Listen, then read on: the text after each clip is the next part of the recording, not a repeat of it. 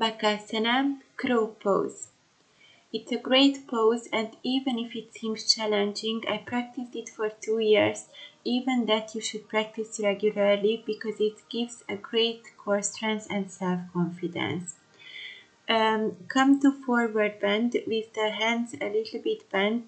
Bring the calf to the upper arm and slowly raise your hip. Distribute the weight evenly between the front and the back part of the body.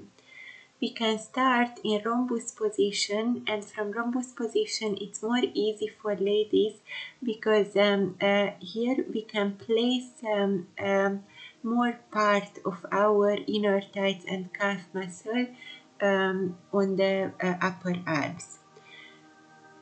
So try to flatten yourself. There shouldn't be much space between the rib cage, the inner thighs, and the upper arms.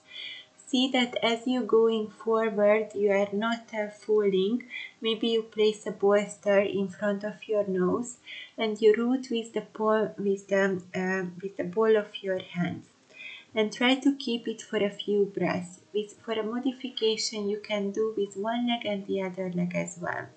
If you want to do a more difficult version, usually it's more suitable for men, then only place your knee to the upper arm, and then it will be a more challenging version.